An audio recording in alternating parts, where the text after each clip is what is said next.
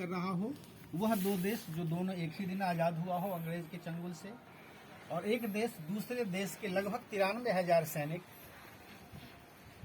को आत्मसमर्पण करने के लिए मजबूर कर दिया हो। और वो तमाम जो सेना के नायक थे उस समय, सैनिक कमांडर, वो सभी एक ही विद्यालय के प्रोडक्ट थे, जिसमें जनरल नियाजी पाकिस्तान के वेस्टर्न कमांड के कमांडर थे, और हमारे ईस्टर्न कमांड के कमांडर थे अरोड़ा साहब, और हमारे उस समय सेनाध्यक्ष थे मानिक शाह साहब। उन लोगों के नेतृत्व में युद्ध हुआ, और आज ही के दिन 16 दिसंबर 1971 को एक अलग राष्ट्र का निर्माण हुआ, जो खूनी क्रांति के आधार पे हम कह सकते हैं, खूनी क्रांति के आधार पे या फिर युद्ध के आधार पे एक नए राष्ट्र का निर्माण हुआ, वो बांग्लादेश के नाम से जाना गया। इससे पहले वह पश्चिमी पाकिस्तान के रूप में जाना जाता था। पूर्वी पाकिस्तान, पूर्वी अच्छा, हाँ, हम लोग थे ना पश्चिमी पाकिस्तान,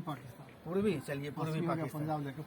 पूर्वी पाकिस्तान के रूप में जाना जाता था, जो जिसमें मुजीबुर रहमान की चर्चा बार बार आती है, जो उस समय विद्रोह करने के नेतृत्व ही के हाथों गया था, और जब देश आज़ाद हुआ बांग्लादेश, तो मुजीबुर रहमान ही उस समय वहाँ के राष्ट्रपति बने थे। उसी याद में जो हमारा जो शौर्य है, जो विश्व अद्वितीय साहस और सैन्य क्षमता का प्रदर्शन भारत के सैनिक ने किया था, इसको ध्यान में रखते हुए 16 दिसंबर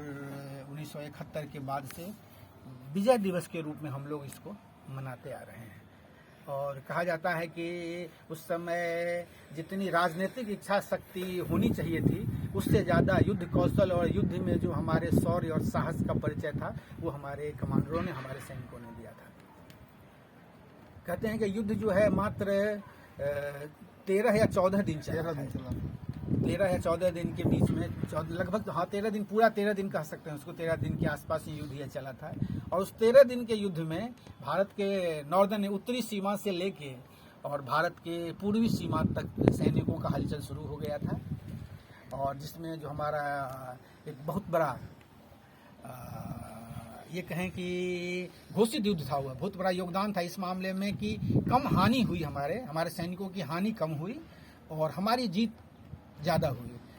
इसके बावजूद भी कि हमारे विरोध में उस समय के अत्याधुनिक अस्त्र शस्त्र जितने भी थे, जो अमेरिका या अन्य देशों द्वारा